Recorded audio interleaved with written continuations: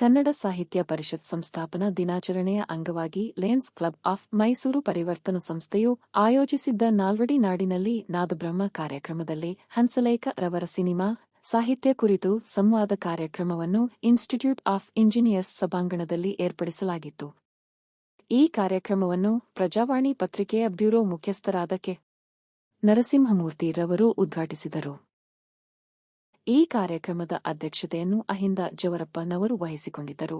ಹಂಸಲೇಖರವರ cinema ಸಾಹಿತ್ಯ, ಅವರ ಜೊತೆಗಿನ ಒಡನಾಟ, ಅವರ ವಿಚಾರಧಾರೆಗಳು ಈ ವಿಷಯವಾಗಿ ಹಾಸನ ಆಕಾಶವಾಣಿಯ ಕಾರ್ಯಕ್ರಮ ಮತ್ತು ಆಡಳಿತ ವಿಭಾಗದ ನಿವೃತ್ತ ಮುಖ್ಯಸ್ಥರಾದ ಎಂ. ಶಿವಕುಮಾರ್ ರವರು, ಸಿನಿಮಾ ನಿರ್ದೇಶಕರುಗಳಾದ ಪ್ರಕಾಶ್ ರಾಜ್ ಮೇಹು ಮತ್ತು ಡಾ. ಕೃಷ್ಣಮೂರ್ತಿ ಚಮರಂ, ಸರಿಗಮಪ ಜೂರಿ ಸದಸ್ಯರಾದಂತಹ ಆರ್. ಮಹೇಂದರ್, ಗಾನಸುಮಾ ಪಟ್ಟ ಸೋಮನಹಳ್ಳಿ ಅವರು ಸಾಹಿತ್ಯದ ಬಗ್ಗೆ ವಿಚಾರವನ್ನು ಮಂಡಿಸಿದರು. ಈ ಸಂವಾದ ಕಾರ್ಯಕ್ರಮದಲ್ಲಿ ಪ್ರಜಾಸತ್ಯ ಪತ್ರಿಕೆಯ ವರದಿಗಾರರಾದ ವಿನೋದ್ ಮಹದೇವಪುರ, ರಾಘವೇಂದ್ರ ಅಪ್ಪುರ, ಸವಿತಾ ಎಸ್.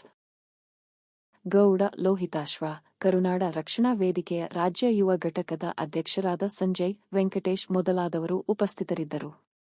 ನಂದಾದೀಪರವರು ಕಾರ್ಯಕ್ರಮದ ನಿರೂಪಣೆಯ ಜವಾಬ್ದಾರಿ ವಹಿಸಿದ್ದರು. ಈ ಕಾರ್ಯಕ್ರಮದ ಪರಿಕಲ್ಪನೆಯ ಮೂಲ ರೂವಾರಿ ರವಿಕುಮಾರಪುರ ಅವರು ಪ್ರಾಸ್ತಾವಿಕ ನುಡಿಯಲ್ಲಿ ನಾದಬ್ರಹ್ಮ ಹಂಸಲೇಖ ಅವರಿಗೆ ಜ್ಞಾನಪೀಠದ ಪ್ರಶಸ್ತಿ ನೀಡುವ ವಿಚಾರದ ಬಗ್ಗೆ ಚರ್ಚಿಸಲು ತಿಳಿಸಿ, ಮುಂದಿನ ದಿನಗಳಲ್ಲಿ ರಾಜ್ಯದಾದ್ಯಂತ ಈ ವಿಚಾರ ಚರ್ಚೆಗೆ ಬರಲಿ ಹಾಗೂ ಹಂಸಲೇಖರ ಅವರಿಗೆ ಜ್ಞಾನಪೀಠ ಪ್ರಶಸ್ತಿ ಲಭಿಸಲಿ ಎಂದು ಆಶಿಸಿದರು. ಇದರ ಬಗ್ಗೆ ಸಂವಾದದಲ್ಲಿ ಚರ್ಚಿಸಲು ವೇದಿಕೆಯಲ್ಲಿದ್ದ ಗಣ್ಯರಿಗೆ ತಿಳಿಸಿದರು. ಇವರಿಗೆ ಗಾನಸುಮಾ ಪಟ್ಟ ಸೋಮನಹಳ್ಳಿ ಅವರು ಪ್ರತಿ ಹಂತದಲ್ಲೂ ಸಂಪೂರ್ಣ ಬೆಂಬಲವಾಗಿ ನಿಂತಿದ್ದರು. ಕ್ಲಬ್ನ ಕಾರ್ಯದರ್ಶಿ ಯವರಾದಂತಹ ಸತೀಶ್ ಹೆಗ್ಗೂರ್ ರವರು ಎಲ್ಲರಿಗೂ ವಂದಿಸಿದರು. ಹೆಂಡತಿ ಅವರಿಬ್ಬರ ಮಿಲನ, ಆ ನಂತರ ಯಾರೋ ಛೇಡಿಸೋದು, ಆ ಛೇಡಿಸೋದಕ್ಕೆ ನಾವು ಹಿಂಗಾಯ್ತು ಅಂತ ಒಂದು ಅವರಿಬ್ಬರ ಒಂದು ಮಿಲನವನ್ನು ಎಕ್ಸ್ಪ್ಲೈನ್ ಮಾಡೋದಿದೆಯಲ್ಲ, ಅದು ಅರ್ಥ ಆಗುವ ಹಾಗೂ ಮತ್ತು ಎಲ್ಲೂ ಅಶ್ಲೀಲ ಅನ್ನಿಸಿದ ಹಾಗೆ ಅದನ್ನೊಂದು ಕಾವ್ಯಾತ್ಮಕವಾಗಿ ಕಟ್ಟಿಕೊಡುವ ಒಂದು ತಾಕತ್ತಿದೆಯಲ್ಲ, ಅದಕ್ಕೆ ಹಂಸಲೇಖ ಅಂತವ್ರು ಬೇಕಾಗುತ್ತೆ. ನಿಜವಾಗ್ಲೂ ನಾವು ದೊಡ್ಡ ನಷ್ಟ ಅನುಭವಿಸ್ತೀವಿ ಕನ್ನಡ ಚಿತ್ರರಂಗ. ಮುಂದೆ ಬರೋರಿಗೆ, ಮುಂದೆ ಬರಲಾಂಬೆ, ಮುಂದೆ ಇದು ಒಂದು ಟೆಕ್ನಾಲಜಿ ಯುಗದಲ್ಲಿ ಯಾರು ಬರ್ತಾರೋ ಯಾರು ಹೋಗ್ತಾರೋ ಗೊತ್ತಿಲ್ಲ.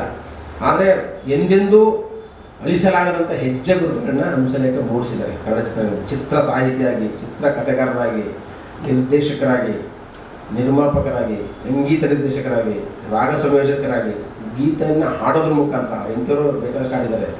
ಎಲ್ಲದರ ಮುಖಾಂತರ ತಮ್ಮ ಒಂದು ಅದ್ಭುತವಾದಂಥ ಕೊಡುಗೆಯನ್ನು ಕನ್ನಡ ಚಿತ್ರರಂಗಕ್ಕೆ ಸಾಧ್ಯವಾದಷ್ಟು ಒಂದು ಅಲ್ಟಿಮೇಟ್ ಕೊಡುಗೆ ಅಂತ ಅಷ್ಟನ್ನು ಹಂಸಲೇಖ ಅವರು ಅಕ್ಷರಶಃ ಈ ಕನ್ನಡ ಚಿತ್ರರಂಗಕ್ಕೆ ಧಾರೆ ಎರೆದಿದ್ದಾರೆ. ಅವರಿಗೆ ತಮಿಳಿನಲ್ಲೂ ತುಂಬ ಆಫರ್ಗಳು ಬಂತು, ಬೇರೆ ಬೇರೆ ಆಫರ್ಗಳು ಬಂದಿತ್ತು. ಆದರೂ ರಾಜ್ಕುಮಾರ್ ಅವರು ಮಾಡಿದಂಥ ಕೈಂಕರ್ಯ ಏನಿತ್ತು, ನಾನು ಕನ್ನಡ ಭಾಷೆಯಲ್ಲೇ ಉಳಿತೀನಿ ಅಂತ, ಅದೇ ಥರ ಒಂದು ಕೈಂಕರ್ಯವನ್ನು ಹಂಸಲೇಖ ಅವರು ಮಾಡಿ, ನಾನು ಇಲ್ಲೇ ಉಳಿಬೇಕು, ಈ ನಾಡಿನಲ್ಲೇ ನಾನು ಒಂದು ಸಂಗೀತವನ್ನು ಕಟ್ಟಬೇಕು, ಈ ನಾಡಿನಲ್ಲೇ ನನ್ನ ಸಾಹಿತ್ಯವನ್ನು ವಿಜೃಂಭಿಸಬೇಕು ಅಂತ ಹೊರಟ್ರಲ್ಲ, ಅದು ಅವ್ರು ಮಾಡಿದಂಥ ತ್ಯಾಗ. ನನ್ನ ಪ್ರಕಾರ ಬರೀ ಭೋಗದಿಂದ ಅಥವಾ ದುಡ್ಡಿನ ಹಿಂದೆ ಹೋಗಿ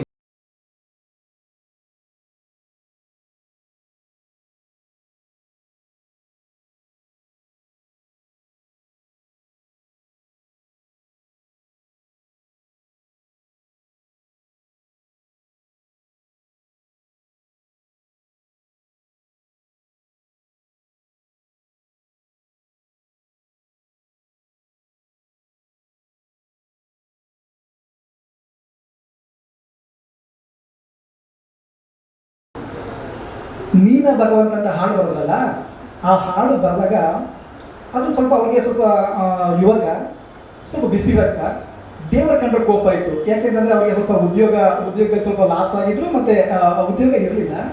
ಆಗ ಆ ಕೋಪಕ್ಕೆ ಏನು ಬರೀತಾರೆ ಅಂತಂದರೆ, ನೀನ ಭಗವಂತ ನನಗಪಕರಿಸಿ ಜಗಕ್ಕುಪಕರಿಸೋ ಲೋಕೋದ್ಧಾರಕ ನೀನೇನ ಅಂತ ಬರೀತಾರೆ.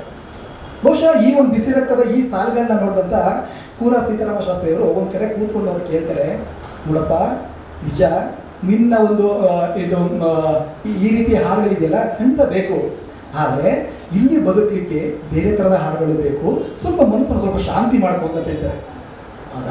ಅದಾದ ಎಷ್ಟೋ ವರ್ಷದ ಮೇಲೆ ಸಾಂಗ್ಯನ ಪಿಕ್ಚರಲ್ಲಿ ಒಂದು ಹಾಡು, ಈಗ ಅದನ್ನು ನೆನಪಾದಾಗ ನನಗೆ ನೆನಪಾಯಿತು.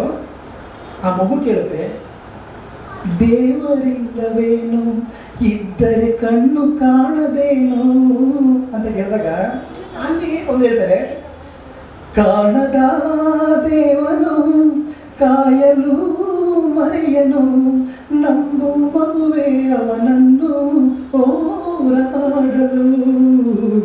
ಇಲ್ಲಿ ಹಂಸಲೇಖ ಅವರು ಇಲ್ಲಿ ನಾಸ್ತಿಕರಾಗಿದ್ದರು, ಆಸ್ತಿಕರಾದ್ರ ಅದು ಬೇಡ. ಆದರೆ ಇಡೀ ಚಿತ್ರಣಕ್ಕೆ ಅವರು ಬರೆಯದೇ ಇರುವಂಥ ಯಾವುದೇ ವಿಷಯಗಳಿಲ್ಲ, ಎಲ್ಲ ವಿಷಯಗಳು ಕೂಡ ಹಾಡು ಬರೆದಿದ್ದಾರೆ. ಇವತ್ತು ಅವರು ಮೊದಲ ಹಾಡು ಏನು ಬರೆದ್ರು, ದೇವ್ರನ್ನ ವಿರೋಧ ಮಾಡಿ, ಇವತ್ತು ಅವರ ಎಷ್ಟೋ ಹಾಡುಗಳು ಗುಡಿ ಗೋಪುರಗಳಲ್ಲಿ ಬೆಳಗಿನ ಜಾವ ಆಗ್ತದೆ, ಅಂಥ ಹಾಡುಗಳನ್ನ ಅವ್ರು ಬರ್ತಿದ್ದಾರೆ. ಹಾಗಾಗಿ ಹಾಡು ಮುಟ್ಟದ ಸೊಪ್ಪಿಲ್ಲ, ಹಂಸಲೇಖ ಬರೆಯದ ಯಾವುದೇ ಹಾಡಿಲ್ಲ. ನಾನು ಆಗ್ಲೇ ಹೇಳಿದಾಗೆ ಅವರು ಎಲ್ಲಾ ತರದ ವಿಚಾರಗಳನ್ನ ಅವರ ಸಾಹಿತ್ಯದಲ್ಲಿ ಬರೆದ್ರು.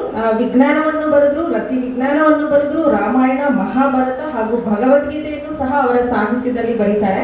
ಆದ್ರೆ ಮತ್ತೊಂದು ವಿಶೇಷ ಏನು ಅಂತಂದ್ರೆ, ಅವರ ಸಾಹಿತ್ಯದಲ್ಲಿ ಬರೀ ಭಗವದ್ಗೀತೆ ಅಲ್ಲ, ಸ್ತ್ರೀ ಭಗವದ್ಗೀತೆಯೂ ಸಹ ಇದರಲ್ಲಿ ಇತ್ತು ಅವರ ಸಾಹಿತ್ಯದಲ್ಲಿ. ಅದಕ್ಕೆ ಉದಾಹರಣೆ ಅಂತಂದ್ರೆ, ಕೌರವ ಚಿತ್ರದ ಅವಳ್ಯಾವಳೋ ನಕ್ಕು ವನವಾಸ ಪಕ್ಕು ಕೌರವನ ಮಂಡಿ ಮುರಿದ್ಲಂತೆ, ಇದು ಮಹಾಭಾರತ ಆಯ್ತು ಅಂದ್ರೆ, ಅವಳ್ಯಾರೋ ಅತ್ತು ಅಪವಾದ ಹೊತ್ತು ರಾವಣನ ವಂಶ ತೊಳೆದ್ಲಂತೆ, ಇದು ರಾಮಾಯಣಕ್ಕೆ ಬಂದ್ರೆ. ಇನ್ನೊಂದು ವಿಷಯವನ್ನ ಹೇಳ್ತೆ, ಸ್ತ್ರೀ ಭಗವದ್ಗೀತೆ ಅಂತ. ಅದಕ್ಕೆ ಒಂದು ಸಾಲು ಇದಕ್ಕೆ ಪೂರಕವಾಗಿ ನಿಲ್ಲುತ್ತೆ. ಏನು ಅಂತಂದ್ರೆ, ಶಂಕೆ ಪಟ್ಟ ರಾಮ ಉತ್ತಮ ಶೀಲಗೆಟ್ಟರೆ ಶಿವನು ಕಾಮನೆ ಅನ್ನುವಂತಹ ಸಾಲನ್ನ ಇಲ್ಲಿ ಸ್ತ್ರೀ ಭಗವದ್ಗೀತೆ ಅಂತ ಹೇಳಿ ಕರಿಬಹುದು. ಇದರ ಜೊತೆಗೆ ಇನ್ನು ಸ್ತ್ರೀ ದೃಷ್ಟಿಕೋನದಲ್ಲಿ, ನಮ್ಮ ದೃಷ್ಟಿಕೋನದಲ್ಲಿ ಬಂದ್ರೆ, ಕೌರವ ಚಿತ್ರದಲ್ಲಿ ಮತ್ತೊಂದು ಹಾಡನ್ನ ಬರೀತಾರೆ, ಹುಡುಗಿರಂದ್ರೆ ಡೇಂಜರ್ ಅಪ್ಪೋ ಅಂತ ಹೇಳಿ ಬರೀತಾರೆ.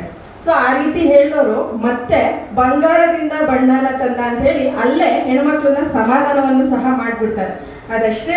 ನಾನು ಕೂಡ ನೆನಪಿರಲಿ ಅನ್ನೋ ಒಂದು ಸಿನಿಮಾದಲ್ಲಿ ಒಂದು ಹಾಡಿದೆ, ದ್ರೌಪದಿ ಎಂದಿರದೆ ಈ ಕವನ, ಷಟ್ಪದಿ ಯಾವುದರದಿ ಕವನ, ಮನಸ್ಸೇ ಮಹಾಮರ್ಕಟ ಅನ್ನೋ ಒಂದು ಸಾಹಿತ್ಯವನ್ನು ದಯಮಾಡಿ ಮತ್ತೊಮ್ಮೆ ಮನೆಗೆ ಹೋಗಿ ಪ್ರತಿಯೊಬ್ಬರು ಅದನ್ನು ಆಲಿಸಿ, ನಿಮ್ಮ ನಿಮ್ಮ ಭಾವನೆಗಳಿಗೆ ತಕ್ಕ ಹಾಗೆ ಆ ಸಿನಿಮಾ ಯಾರು ಬೇಕಾದ್ರೂ ಯಾವುದೇ ರೀತಿಯನ್ನು ತಿಳ್ಕೊಂತ ಪ್ರತಿಯೊಬ್ಬರು ಅವರದೇ ಆದ ಕಲ್ಪನೆಯಲ್ಲಿ ಇರ್ತಕ್ಕಂಥ ಒಂದು ಸಿನಿಮಾ ಏನಂದ್ರೆ ಹಾಡು ಅಷ್ಟು ಅದ್ಭುತವಾಗಿದೆ.